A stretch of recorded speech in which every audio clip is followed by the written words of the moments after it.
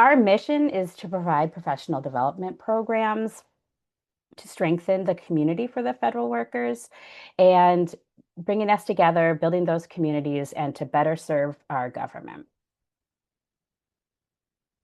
So for the 26th program year, we do have our growth guilds, which is what you're attending today, which is approximately 90 minutes. And we're going to be increasing your learning and development knowledge and your skills and teach you some tools and techniques. And I know Amanda has something really great for you to walk away with today. So stick around for the whole session and you can walk away with a good action plan. Our solution sessions, we are going to be doing a book series on Disrupt Everything and Win by Patrick Ledden and James Patterson. So those will be announced soon. We don't have them up on our website yet, but we'll be having some dates for those.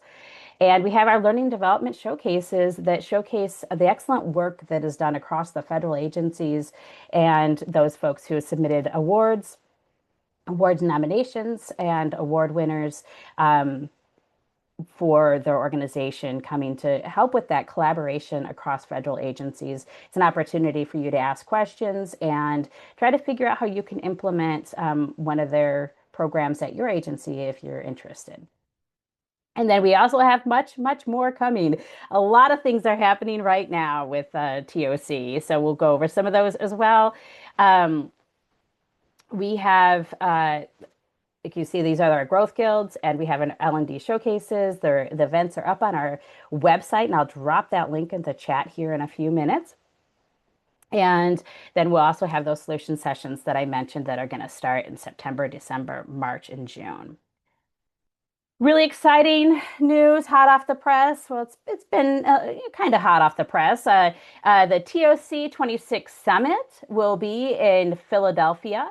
There will be a welcome reception. It will be a Taste of Philly welcome reception on August 6th. And then August 7th will be our one-day summit. A lot of great keynote speakers, hands-on table talk activities, and some other great presenters, and also a lot of community and network building.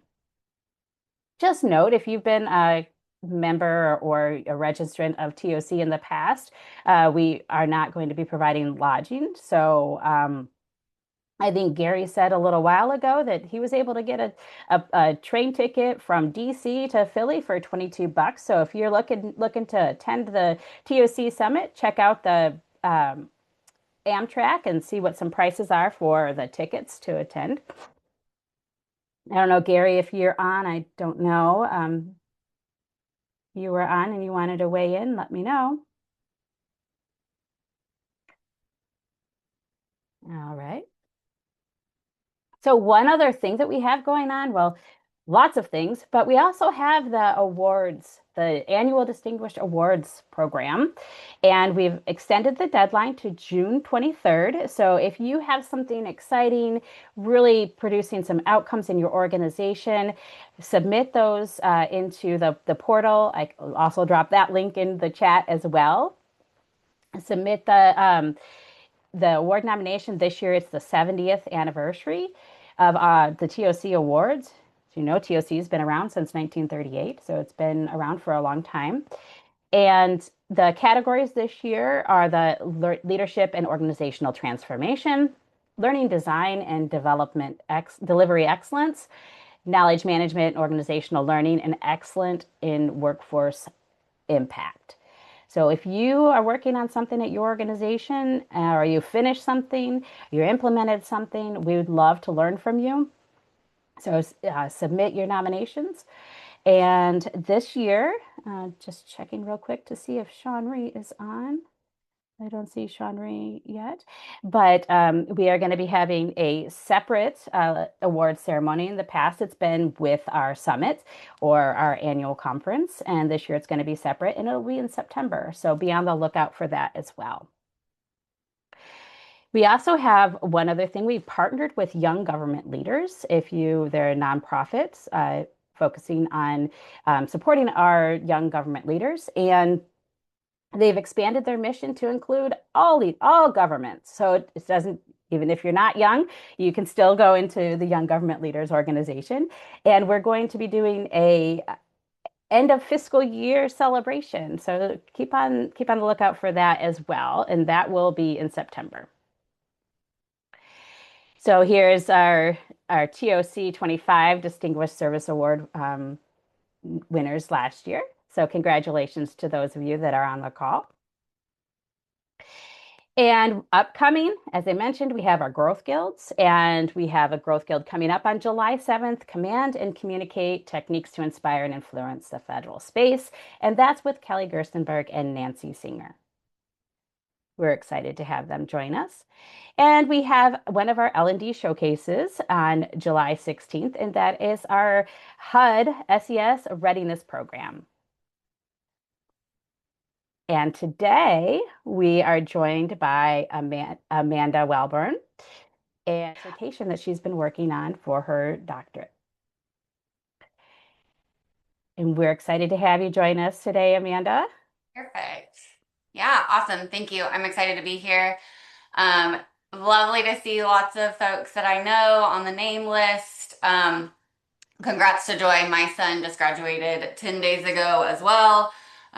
So it's quite an exciting time for all of these high school graduates. But thanks, Amy, for having me today. I'm looking forward to our session. This is kind of a carryover. If you attended in person last year, myself and James Bernath started to talk on this topic, but this is now turned into more of a practical working session.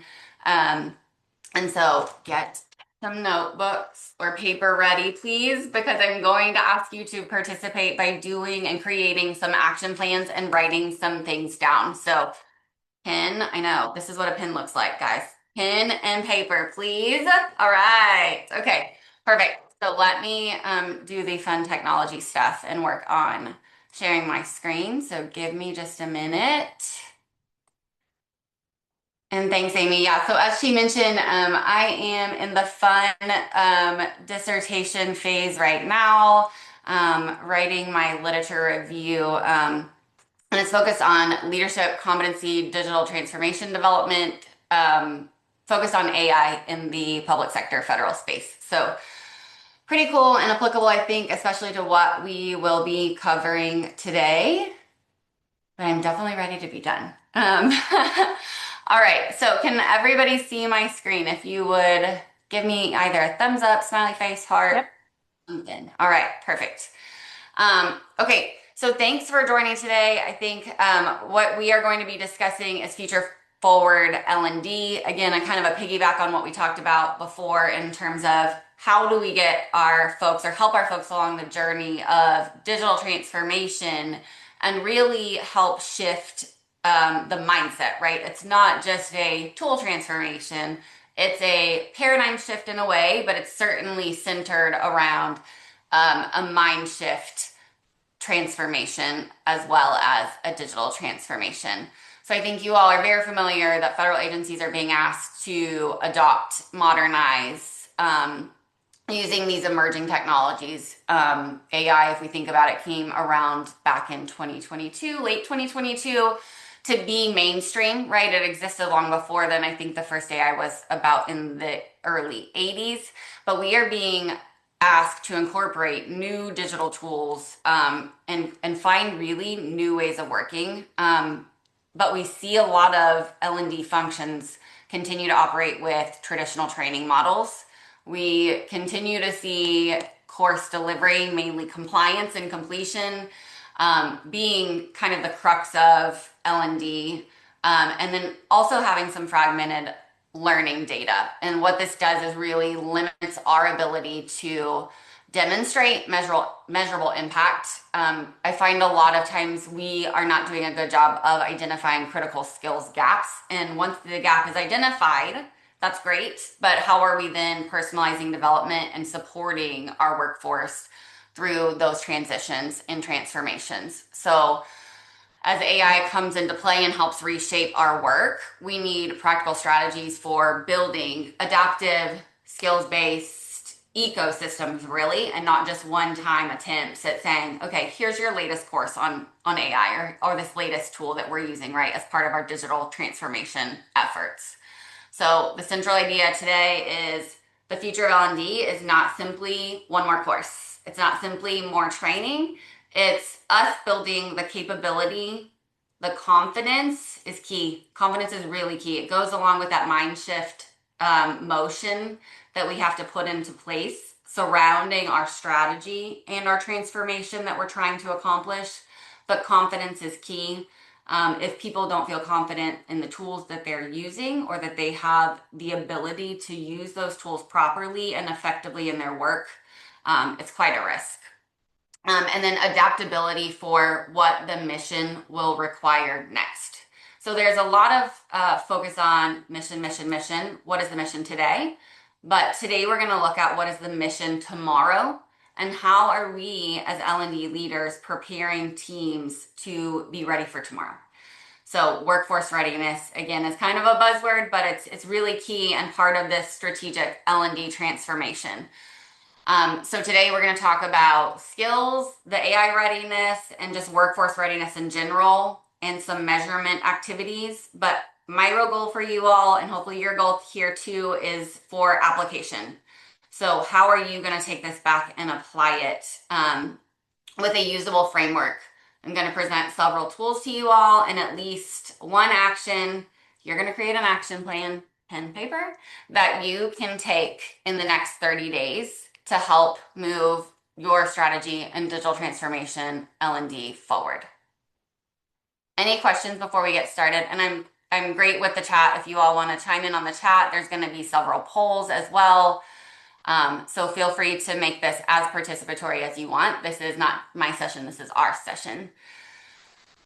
So again, make sure you have your pen and your paper. I'm going to work through our working path today. So I'm going to call this a working path and not an agenda. And it's a working path because we are going to work together on some real tools that you can take with you when you leave today. So number one, we're going to start by reframing the role of L&D from simply training delivery, right? We're executing on this training course to true workforce readiness. Second, we're going to diagnose the readiness barriers that we see that get thrown up as roadblocks, right? That commonly slow our progress to completion. Third, we're going to map, which means connect those skills to our overall mission priorities. Fourth, we're going to have a toolbox focused on analytics and digital tools, not name tools, but just tools that could help you with your purpose. And lastly, we're going to work on an application exercise where you'll walk out of here with a 30, 60, 90-day action plan. So let's start by getting a quick read on where everyone is today. So I'm going to put up a poll real quick. Thank you. So what is your L&D function today? How do you function as an L&D strategist or leader? Is it simply course delivery, skills mapping, analytics, AI personalization, or at that workforce planning level? Let me give And you a few. Amanda, I did let them do multiple choice on this one. Okay. So it's going to be Okay. a little bit different than Yep. maybe, but I figured people wouldn't be able to choose what their L&D function is today. Yep.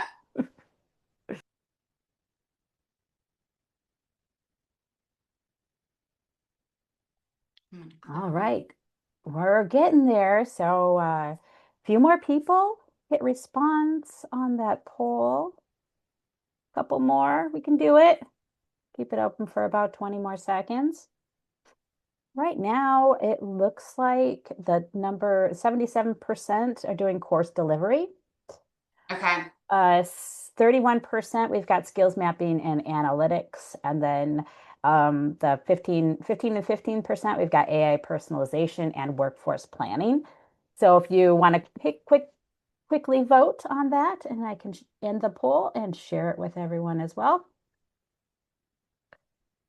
All right, so you should see those results. Yep. Awesome. Awesome. So just know that this is expected, and you are not alone. So this is really a transformation and a transition that definitely starts where the baseline of L&D started, right? Which is compliance and making sure people are ready for their basic job functions, right? And able to perform at that level. I was gonna make sure to mention, answer this as where you are in reality and not where your paper says. So I think it's an important distinction to say, on paper it says we're here, right? And that still might be an aspirational, this is where we want to go, but this poll really shows me that you are truly answering, so I love that.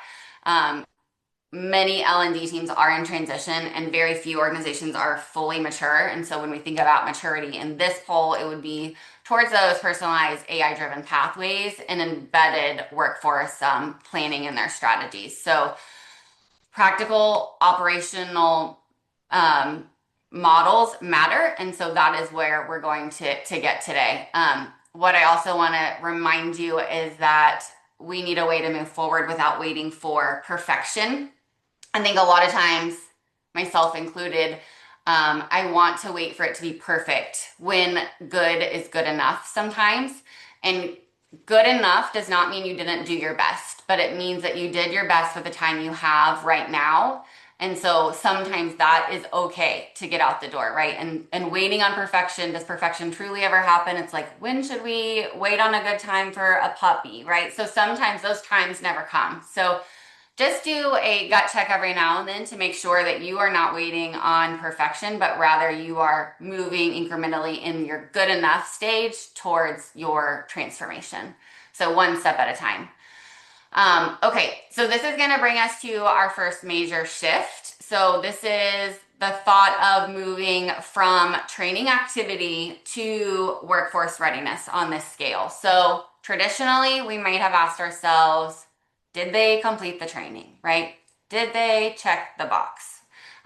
This question does still matter, so I don't want to downplay that too much. When we think about complex, highly regulated, or federated environments, this question still matters at the core, but it is not enough.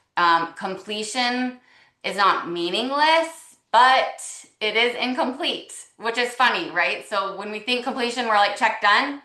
But in reality, in our L&D world, we know from a workforce readiness point of view, completion is incomplete because it tells us who attended, but does not tell us whether our workforce is truly more ready. So the future ready question here you'll see is very different. It's, can they perform the capability the mission requires? And that question changes the work of L&D. It moves us from counting participation. Okay, there's 10 people here. Check, check, check. They've all been here. They've sat through the course. They've taken the assessment, right? It moves us from that participation to capability, and also takes us from course delivery to performance readiness. They can perform now on the mission. And it takes us from simply, when we think training calendar, we have all of these trainings coming up, right? I'm good to go. I have 15 trainings scheduled for June. That's great. But what is the workforce strategy that training and attendance in that training will move forward? So I think those things are especially important to keep in mind as we work through some of these activities later on in this presentation. Really thinking about the fact that we have to modernize while at the same time continuing to serve our mission, serve the public, meet our compliance trainings and our obligations while supporting employees through change is a lot. But if you have a plan and you work that plan, you will get your workforce ready, ready for the next mission of tomorrow.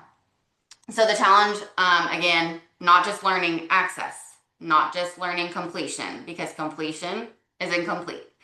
The challenge is learning relevance, then learning application, and then ultimately learning impact, which is our measurable component that we'll talk about in a little bit. So why does this matter now? I think we've all seen a ton of the buzzwords of AI readiness, digital transformation, workforce readiness, skills is now competencies. Are they the same, right? So there's a lot of talk and chatter in our space, which I love. Um, it's funny to see the kind of ebb and flow. Some things go back to the old ways, like put the H back in HR, right? So we're now more in the human-centric HR world again, which I love. But first, let's look at this slide.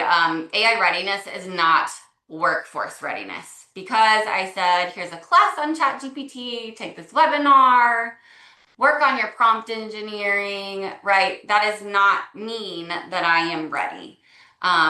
So as our agencies are adopting these AI-enabled tools, adoption requires more than just awareness. So again, back to that confidence is king. I will say that over and over. I think that employees feeling confident in their capability and ability is really key. So making sure that employees have the confidence they need for the tools or strategies that we are implementing is really key.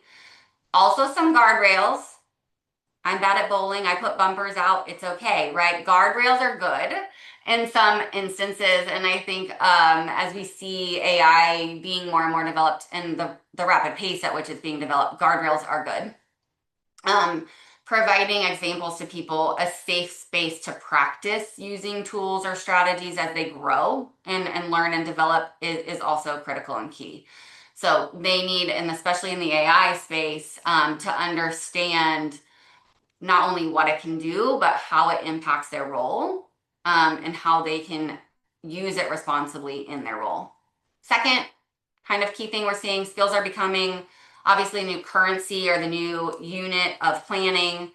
And course titles aren't telling us necessarily enough. Job descriptions can't always keep up with the mission needs that are dynamically changing almost daily in some roles, right? But we also need skills to give us more precise language for connecting our mission priorities to workforce capability.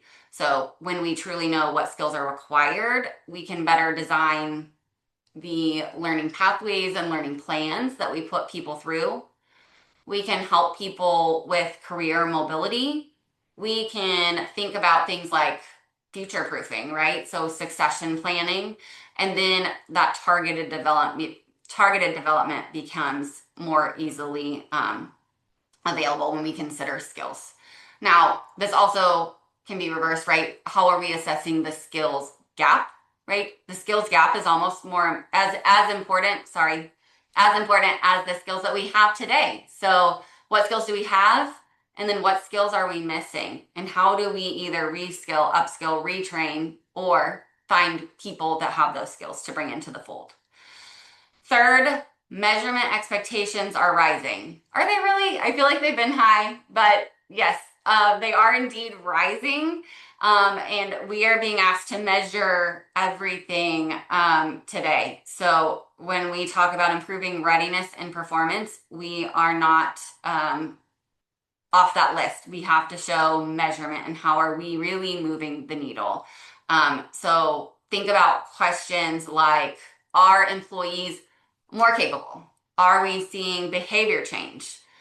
Are we reducing risk by ensuring that we have the skill sets to meet our mission? Are we improving our service? And are we preparing for tomorrow's mission needs? So this is where we as L&D can become a strategic partner, because the work isn't now to just deliver content. The work is now to help the organization fully understand what capabilities matter.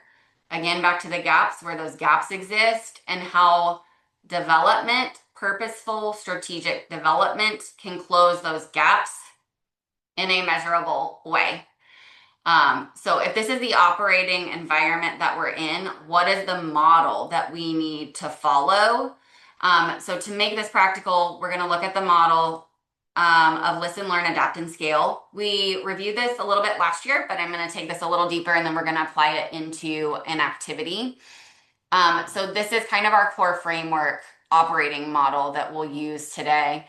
And it starts with listening, and it's listening meaning that we are designing development around targeted pathways, and really listening to the point of then being able to apply. So meaning being able to then go practice these things.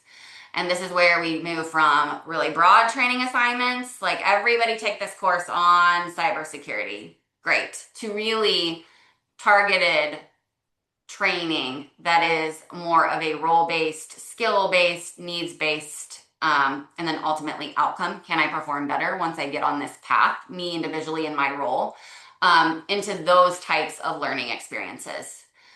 Adapt means we use technology and AI support and analytics and coaching to adjust learning as needs change. Sorry, I skipped learn there. Learning really involves the targeted pathways that I started to speak about at the end of the listening piece. Adapt is really looking at the ways that we can use these digital tools to make decisions. And this is where we see the talk around data-driven transformation and data-driven decision making really at play is in this adapt phase. And then lastly, scaling, meaning we need to embed this learning into workflows, into daily life in our employees' roles and jobs, and making sure that they have this top of mind all the time, whether it comes to like their career paths or career mobility conversations, when it comes to communities or COPs that they're involved with or that we have available. And really, ultimately, this will help us scale in a workforce planning strategic manner. So now that we have this model, let's talk a little bit about what gets in the way. So this is our next poll question. What is blocking workforce readiness for you today? What are you seeing block that? I want you to choose the one or two that feels the most real right now. It may be limited skill visibility and low manager engagement, right? So just pick one or two.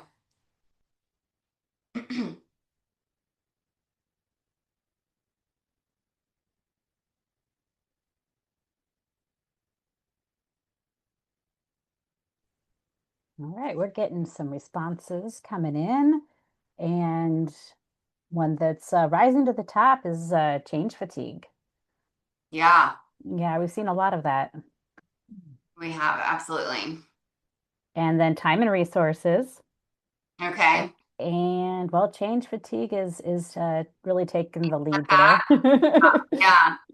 I think often I wish I could stop time and pause, right? Like I think we always want more hours in the day, but then I want to point out that you'll notice how interconnected a lot of these things are, right? So if we're taking change fatigue and time and resources at the top two, those are interconnected, right? They are married.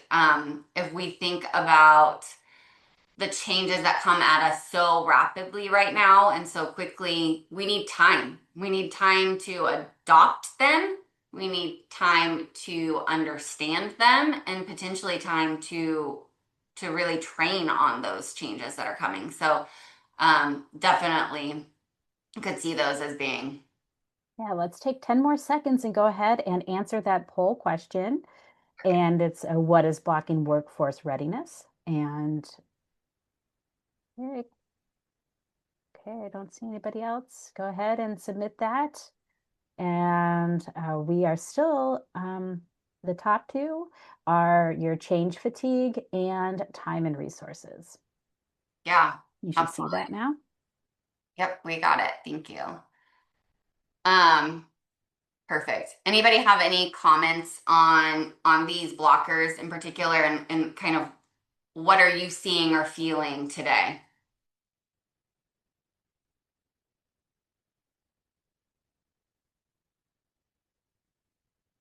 The unclear priorities in the poll. It's on there as number 6, but it's not in the poll. But that's one of the Oh, things. unclear priorities. Yeah. Yeah, they keep floating. Mm-hmm. Yeah, and I think that really uh, it's hard to figure out then where you're going, right? If there's Exactly. of that ship, what are we really working on? Are we working on the right things?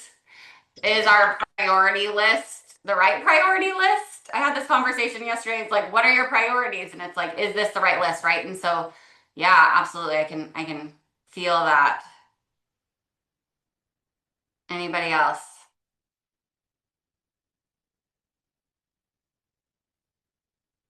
You can go ahead and unmute and weigh in.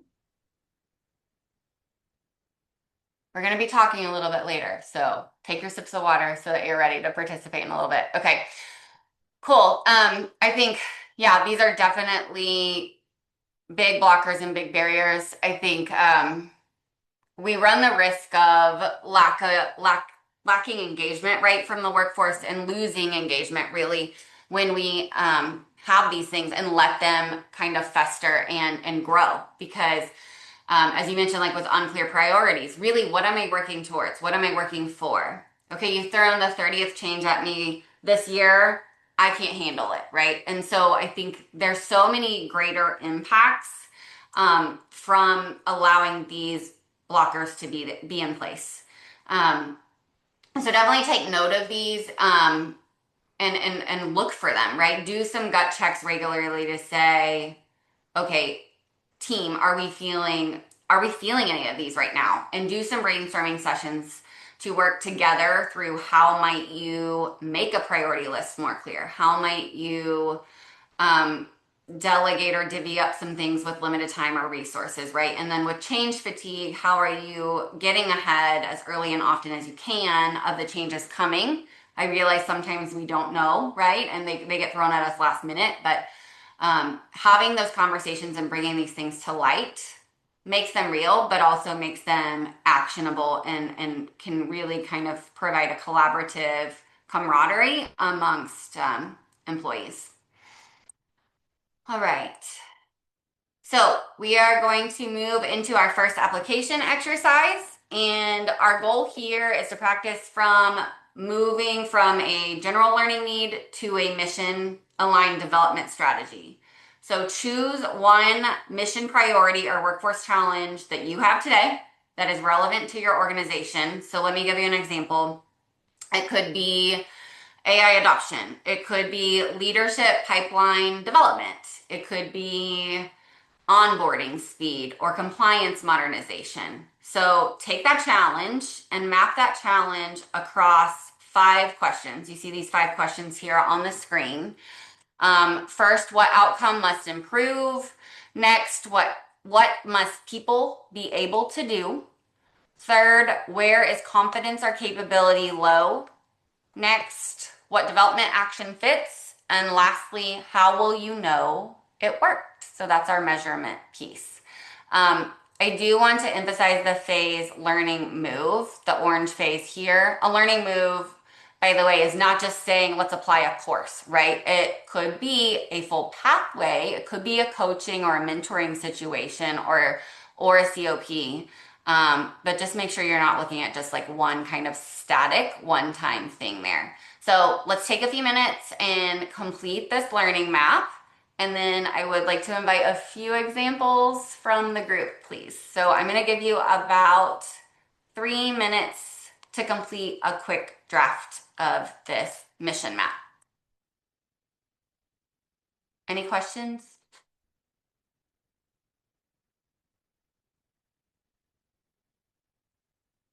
Okay.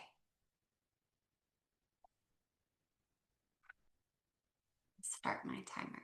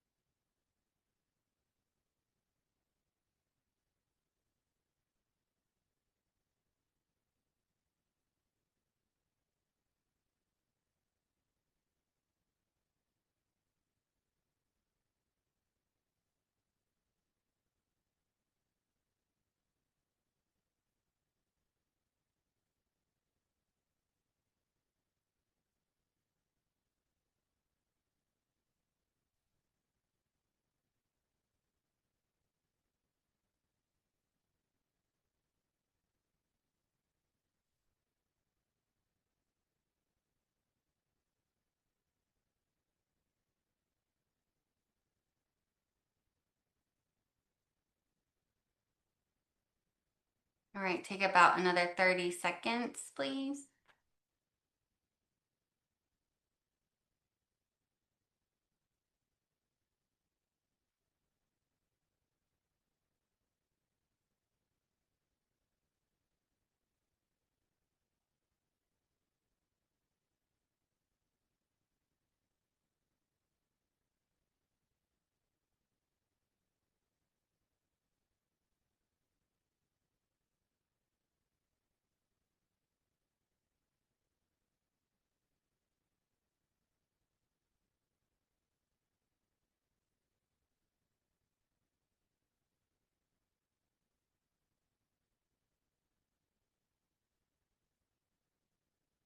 Okay, perfect. Hopefully that was enough time.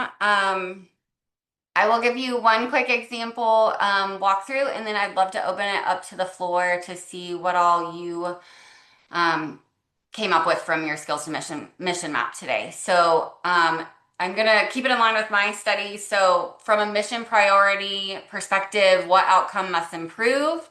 Responsible AI adoption. So then what are the critical skills that people must have, or what are the what must they be able to do? So think AI literacy, prompt evaluation, being good data stewards, policy awareness, and then judgment of the AI. So those are critical skills for me. In terms of the current gaps, there's a lot of low confidence and capability in using AI tools in general. And there's unclear guardrails or parameters, right? What is the policy? Sometimes the policies aren't very clear or don't exist. For me, the learning move then would be role-based pathways in order to help with things like skilling for prompt engineering from an AI perspective, or even taking as far as an application practice lab where they can practice the use of AI in a safe, responsible environment. And then measuring impact will be the data transformation that happens from them being able to implement and use AI tools in their daily work. All right, so I'm gonna flip it back over to the floor. Don't make me use my teacher hat and call on you, but I would love for a couple people to share, please, where you got your kind of skills to mission map.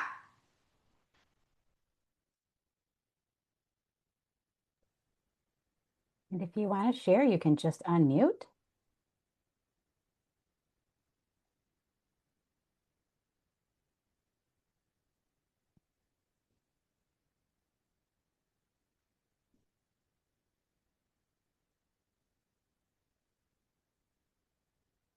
Anybody? So I'll share something that I kind of jotted down, and I'm not sure if it's 100% what we're looking for, but this skills to mapping, skills to mission mapping is really important and kind of help me kind of frame things a little bit. But in the federal government, we do have our mission. So we really want to focus on what, our mission is. Sometimes it's difficult for people that might be on the operations side to be able to align with the mission. But Mm, what I was thinking is similar to what you mentioned earlier is the kind of the process to get things done is what we need to focus on and not having to be 100% right at the time, right? mm-hmm. So we not right, I guess isn't the word, but not doesn't have to be perfect. Mm-hmm. And because sometimes we're missing out on things because we're waiting too long to do it, or we're waiting too long to get 10 people in the room to talk about what that outcome could be, and we're losing that opportunity.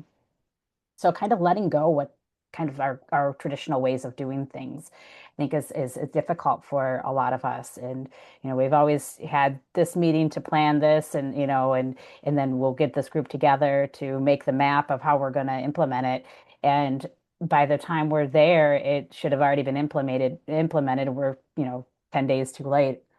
Yeah. Um, and then I really like the how are we going to do the development, and what sits with me a lot is those scenarios and those practice labs, and how can I come in there and actually learn something in a safe space and not, not have anybody say, oh, you don't know how to write a prompt, but it can streamline things a lot if you know how to properly write a prompt to get the outcome that you're looking for.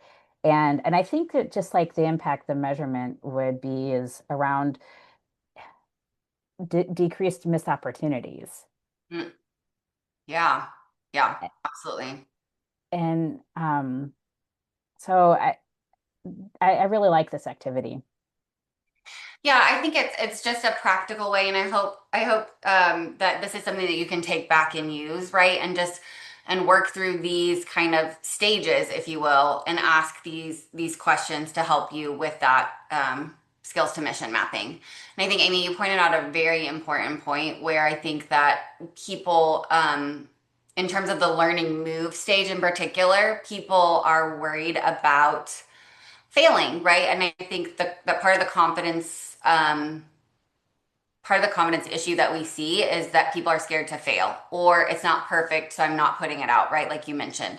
And I think we need to reframe in terms of the mindset component of this is failing is okay. And the application space to test different things or processes or tools in a safe space, right? Like a practical lab or something like that, allows people to fail fast and fail in a safe place. And then I would argue that failure is first attempt in learning. So FAIL, first attempt in learning.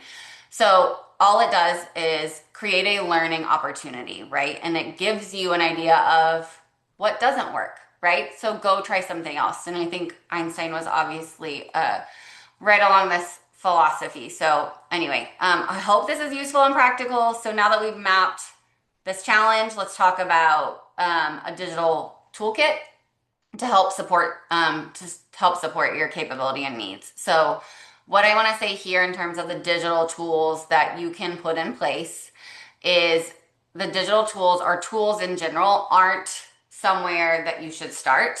You need to be asking what capability are we trying to create? Where do we need visibility, personalization? What are we trying to measure? And what do we need to put into practice? So this slide is intentionally organized by a capability and not by a product. So this distinction truly matters because, again, it's not what tool do we need to buy to solve this problem, right? That's the wrong order. What problem do we have? Identifying that problem, and then how do we solve it? Applying a tool is a very different thing than starting with a tool. So make sure that you are thinking about what capability does our L&D ecosystem need strategically to perform better. Um, so things like skills intelligence, right? Skills intelligence is going to help us see capability or skills gaps and then prioritize development in a different way than just simply applying a tool first.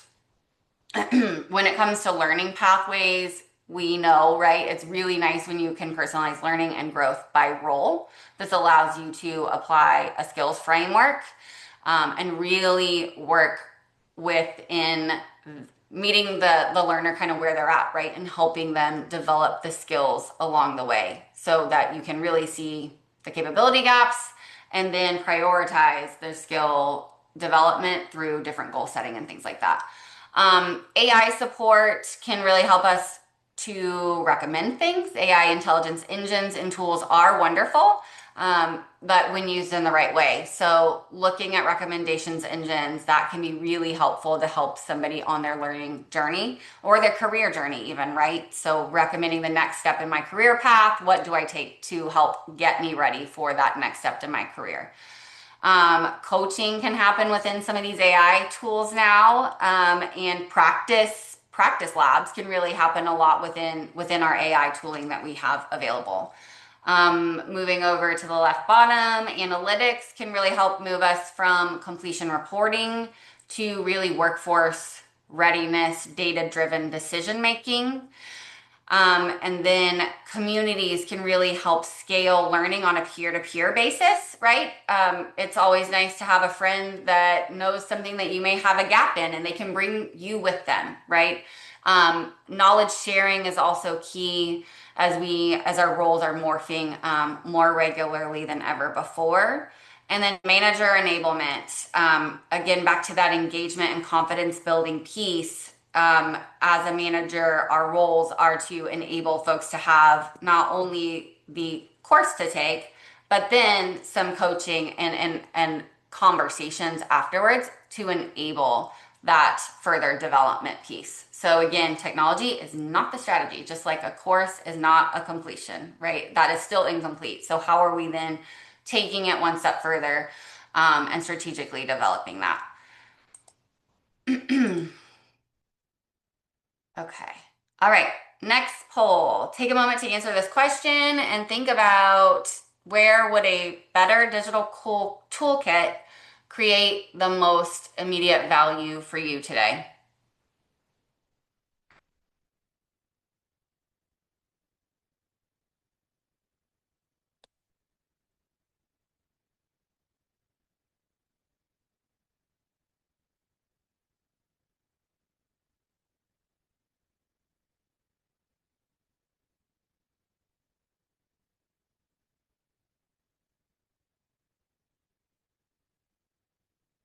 Are we seeing some responses? We are. Awesome. So we are getting some responses, and right now, AI support and analytics. So in the poll, I kind of shortened them a little bit than what was on your slide. So you might see a little bit of have more information on the slide than you do in that poll. So right now, analytics is taking the lead. So go ahead, and we still have about 8 people. If you can submit your response. And this one, I only gave you one choice. I didn't let you do multiple choice. So you have to kind of Don't think get click about it, right? happy. Yeah. No click happy on this one, for sure. Exactly. Yeah. So go ahead and okay, we're getting a couple more. Right now, we're at 5 and 5 for AI support and analytics. Wow. Yeah, it's been interesting. We've had a lot of, there are very two clear, distinct top answers on a lot of these. So Yeah, I was hoping the communities would rise a little bit more to the top there because I that's know. a great resource to be able to get together and Yeah, work with other colleagues that may be experiencing the same thing that you are. yeah, absolutely. And a little plug for TOC. We are working on building some more communities of practice. So we'll be sharing some more information about that soon. That I mean, TOC as a whole is a large community of practice, and we're looking to narrow it down a little bit, have some sub communities. All right, so we've got a few more folks that haven't answered the poll. I'm going to give you about 10 more seconds. And right now, Amanda, your lead is AI support and analytics still, and Yeah, they're absolutely. they're pretty standout there. So, Yes. Okay. um, all Yeah. right, here you go. Wow. And they're tied. Look at that. Look at those 8%. That's amazing. Okay. Yeah, I think, this is not very surprising. I think leaders are definitely asking us for more evidence, and things like an ROI or some sort of measurable impact across many of our initiatives. So that analytics is certainly not surprising. And I think AI just being the hot topic that it is right now, definitely those capabilities are being integrated and implemented um, very often. So, all right. So the next question after this is, these are great, but how do we know if any of this is actually working? And that is through measurement, right? So I am a quant and a qual girl, so I'm a mixed methods study person. So, but I think measurement is key, right, to understanding not only where you are, but where you can go and making predictions on the future based on the data that you have. So this, I'm hoping this is a critical, practical takeaway.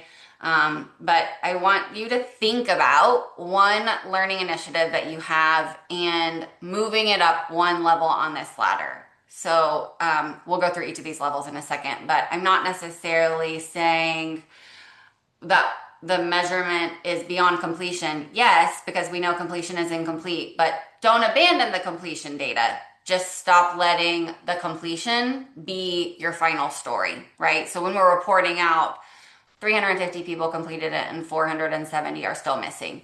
Okay, great. That's a great statement, right? That's a factual statement that gives an idea that less than half of our employee population is completing a certain type of learning activity or initiative. But what does that tell us? That tells us that they may not have an engaged manager that's asking them to participate. That tells us that they might not be engaged. That tells us that they may not see the value in the type of training that we're asking them to complete. Um, but I think we need to think about beyond completion, what is the capability improvement that's happening? So this measurement ladder is really going to help us move forward.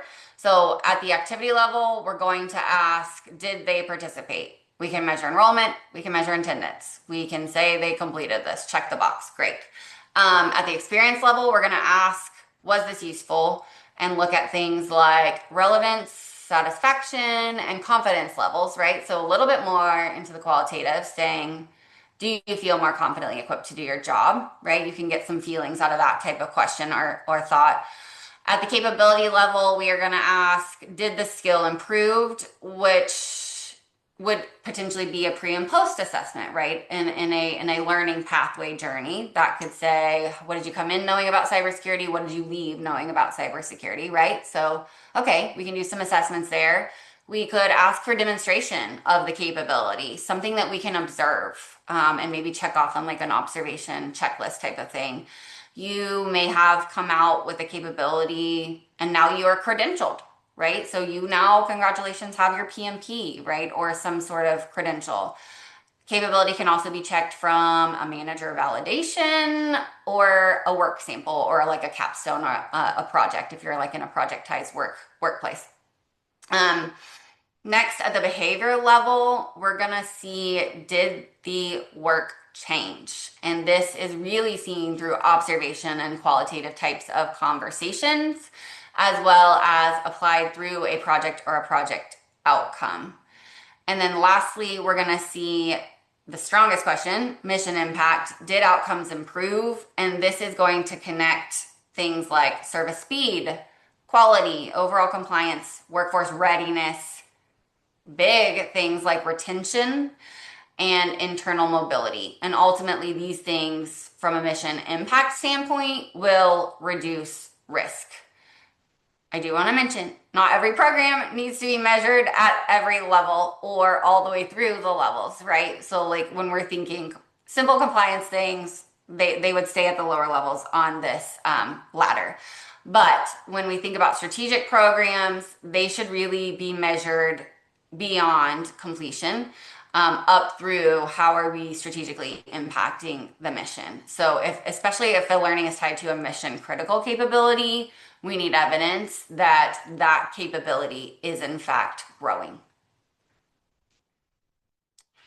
So real quick in the chat, if you could throw in what is one measure you could add to an existing program that would show a capability change or show a behavior change. So those middle, or there's 5. The green and yellow on here. What is one measure you could add to an existing program that would show either the green capability change, so what did skill improve, or yellow behavior change, did work change?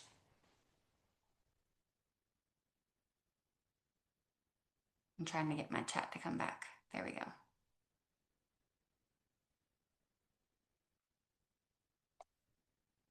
Feel free to come off mute or share it in the chat.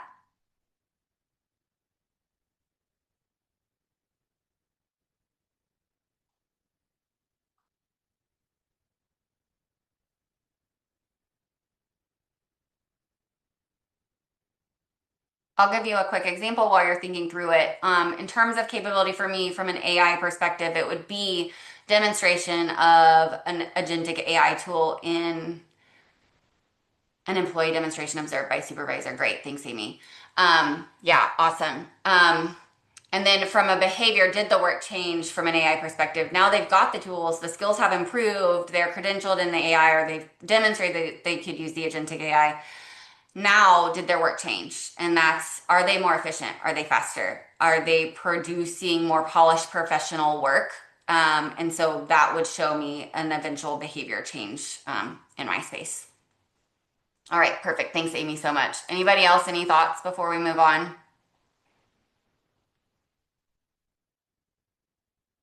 Okay, I'm going to get you to participate yet. Okay, here we go. Poll 4, measurement beyond completion. So how confident are you in measuring impact beyond completion? So how confident are you in using that ladder? And then I'd love to know, is that something that you could see being helpful in how you're looking at impact beyond completion? All right, so we're getting some responses here. Somewhat is taking the lead by a lot. Somewhat, and then a few confident. But let's see what other responses we can get.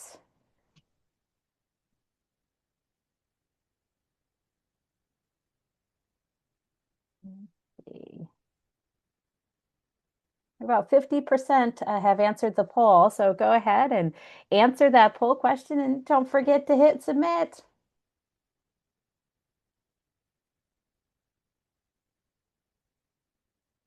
We're almost at 60% that have completed it, and we are 70% at somewhat. I think this is a challenge. Yeah, for sure. So then we have one not yet and a few confident. All right, let's take 10 more seconds to answer that poll question.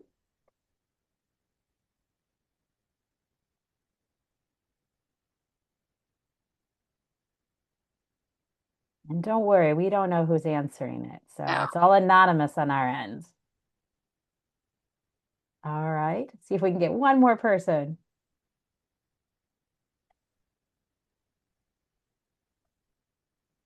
All right, ending the poll and sharing the results for you. Somewhat. Okay. Yeah, and this is to be expected, right? I think it's difficult to kind of know where to start, but I think if we can use this ladder as an application tool to move through it, um, Amy posted in chat, would behavior be observed at a later time after capability? And so yes, my answer is yes. So capability would be skill improvement, which would show that they have the knowledge, skills, and capability to do it. And then over time, we would see a behavior change, right? It would be more consistent or more persistent. We would see that efficiency increase and things like that, right? Through their total behavior change. Capability means they've got the skill now. Now it's applying that skill in our behavior stage of the ladder. Does that make sense? Okay, hopefully. Yes, thank you. Okay, perfect. All right, so we are going to choose one scenario and design a practical 90-day learning response. So get your pen and get your paper, please. This is our, I think it's our last activity. So please know that the light at the end of the tunnel is there, but I really want to look at these three scenarios. I think these are kind of the most common scenarios that we are facing today. So it's A, B, and C. So A is AI readiness. Employees have access to AI tools, but they lack something like confidence and guardrails, or maybe even knowledge on how to use those, right? B, leadership pipeline. Retirement eligibility is rising. I think we're all very aware of that, right? But leadership development is optional and or inconsistent, or maybe for you, the succession planning or future plan, proofing plan for leadership is not there, right? So take these as they are, but turn them into something most relevant for your agency. And then C, data-driven L&D. Executives ask whether learning is improving performance, not just completion. So this is, again, back to that measurement scenario, measurement ladder that we just went through. So the goal here is not a perfect plan. It's a good plan. The goal here is a practical first version and something that maybe you could take back and pilot within your agency or organization. So for me, I would pick AI readiness. Let me give you a quick example. Imagine employees have access to AI tools, but they lack the confidence. And I am working through how to help them, how to help create a strategic plan. So this is an example of what it could look like. Again, I picked AI readiness from a learning pathway perspective. And at its foundation, I would do things like a policy, acceptable use, data stewardship, and AI literacy. And in practice, it would look like role-based use cases, prompt evaluation and peer reviews, and application labs. And then the proof would be a manager review. And that's really getting to that behavior, right, on our ladder, that behavior change. Um, and really having that manager review to say, yes, we have seen a change in behavior, and this is how we have progressed through this process. So I don't know which one you'd prefer me leave up. I may just leave this up for a minute or two and then show you the example. But the goal again here is to design a 90-day learning response to one of these problems. Pick the one most closely aligned to a scenario you are facing today. Any questions?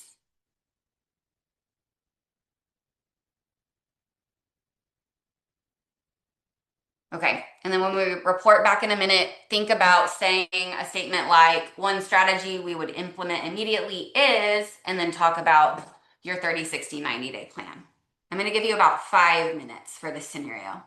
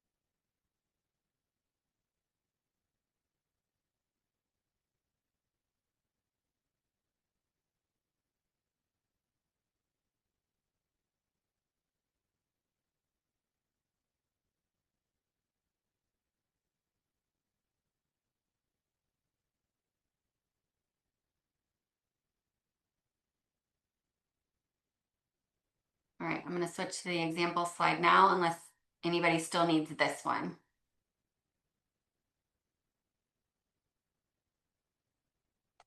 Take silences, okay?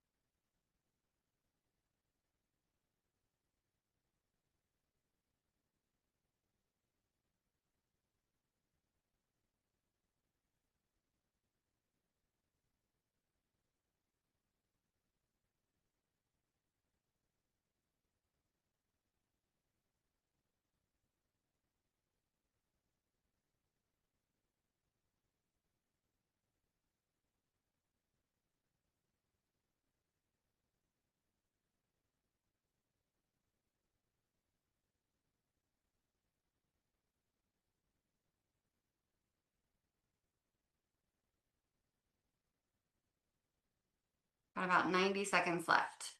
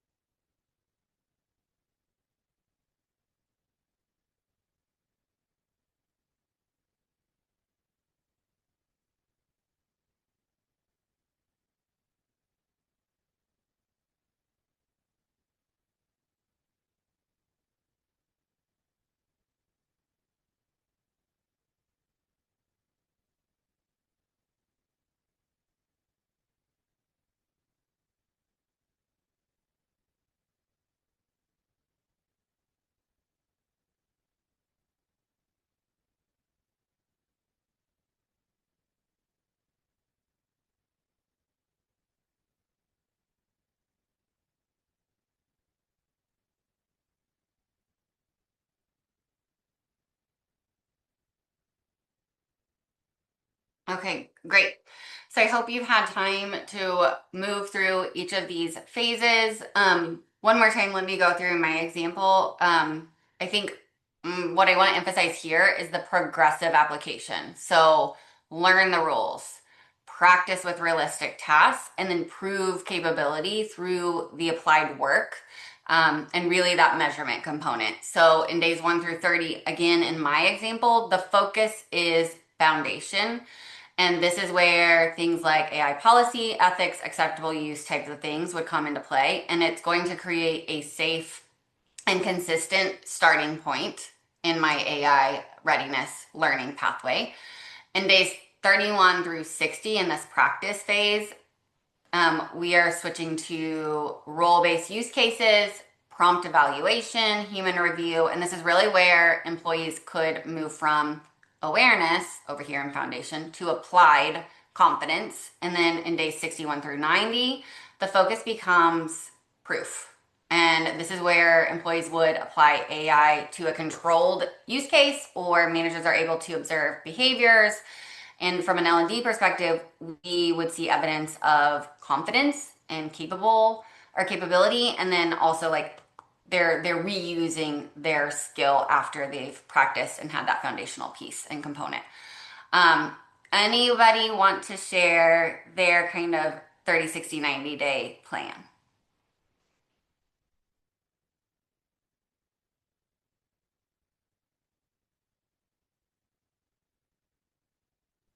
Go ahead and unmute if you'd like to share your plan. I did not take this group for being so shy today.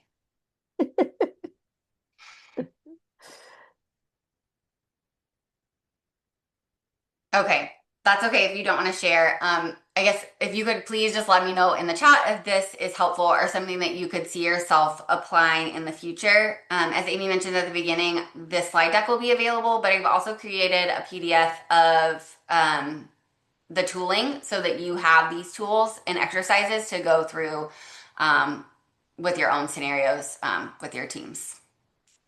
Okay, sorry. One more exercise. I lied. Your 30-day future commitment. So, what I want you to think about is one thing that you are going to take back. So, this is about action. This is supposed to be a practical workshop, right? So, in the next 30 days, what is one meaningful step that you can take from what you've learned today? And so I want you to complete or think about these 4 statements: identifying one mission critical skill gap, engage one stakeholder group, pilot a digital or skills based learning strategy, or one measurement indicator. And then the 5th step there is just kind of like, hey, I'm going to share this with somebody, with a colleague, with a manager. But for these, make sure you are keeping it realistic. And the goal here is to not transform the entire learning ecosystem or the entire organization in 30 days. The goal here is to create movement, right? Incremental movement creates progress. So focus on one thing: one skill gap, one stakeholder group, one pilot. And with this one little commitment, you can certainly start to shift the conversation from training to workforce readiness. So think about these things for a few minutes. I'll give you 90 seconds. And make sure you're writing this in a way that you could say this out loud, right? So think like a talk track.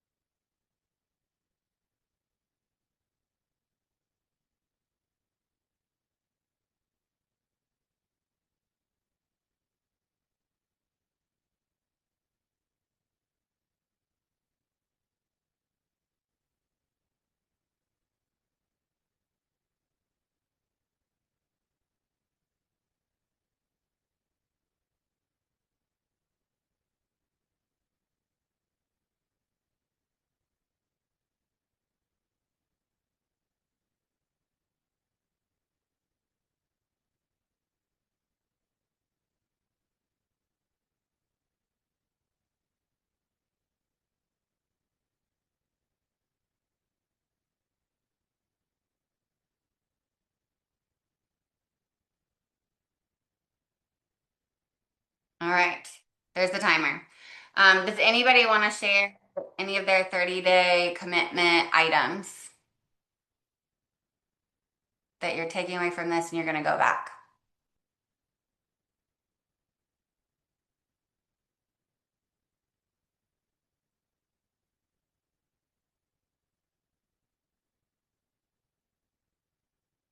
Okay, shy group.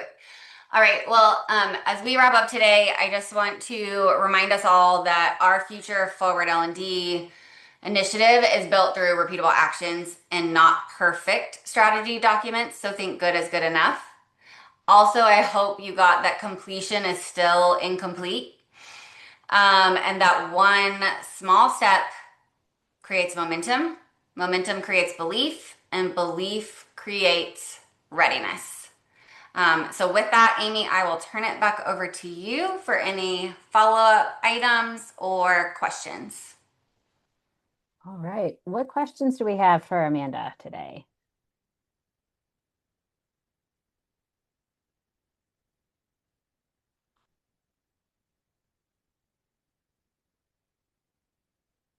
Got to be some good questions out there.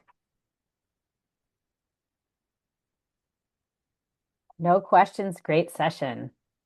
Yes. Awesome. Thank you. And as you all take these tools back and apply them, I would love to hear about it. So if you're not connected with me on LinkedIn, please do so. Love to chat with you on the side.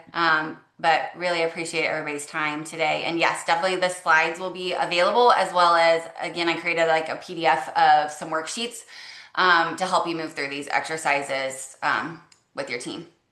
Yeah, these slides will be available along with the recording. I did drop in the free content link, which is where they will be. So you should see a spot there that says free documents and resources. And then I will have the slides and the PDF in there that you can download. And then you'll be able to reference the recording as well.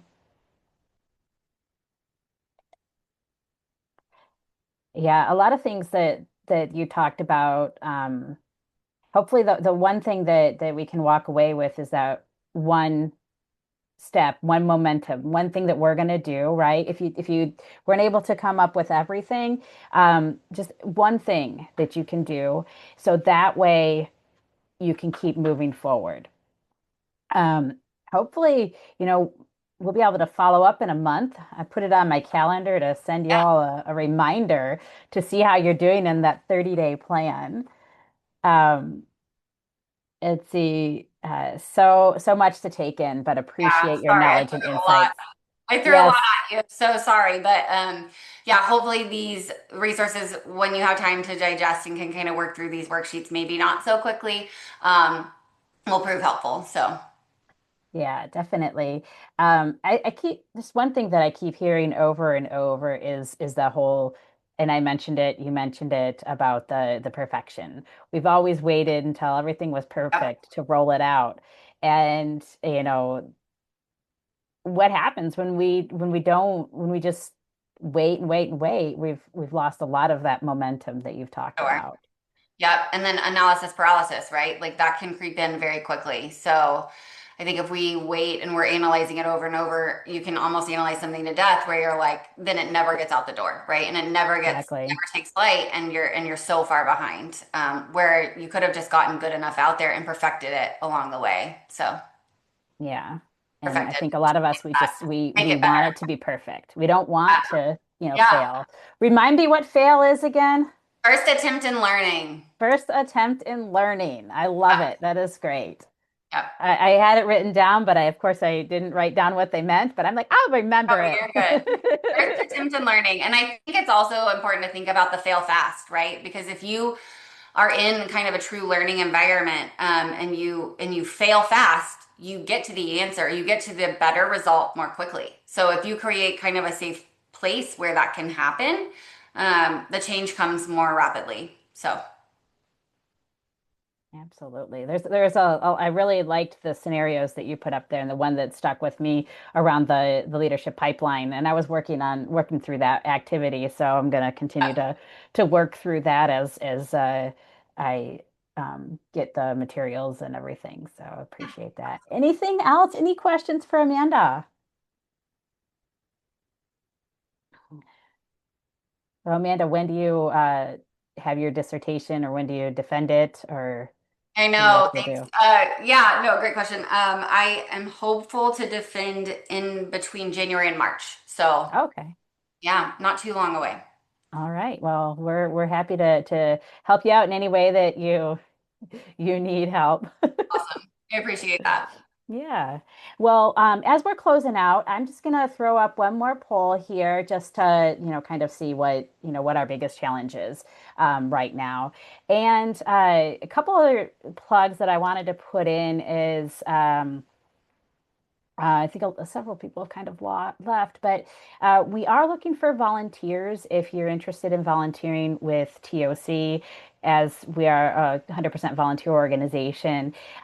We do have some opportunities at our TOC Summit in Philadelphia to assist with some of the aspects at the summit.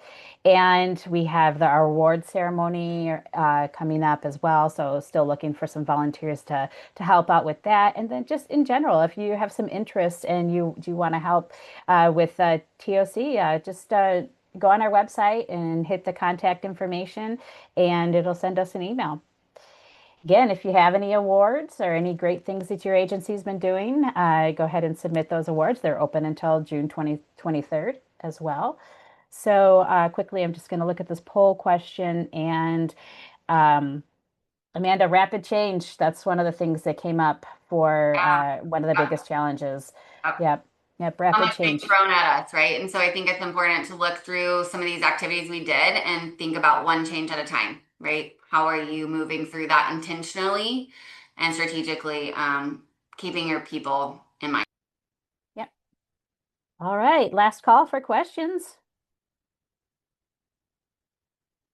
Okay. Well, I want to take this time and again, thank you, Amanda, for being here. We appreciate your time and your expertise. Really excited to see what else you discover in your research. Well, thank you everyone for being here, and we will see you in about maybe a month. Maybe we might see you on June 18th. It's possible. All right. Awesome. Have a great day. Thanks, everyone. And all right. Thanks again, Amanda. Of course. Okay, Have bye-bye. a good day. Bye. Bye.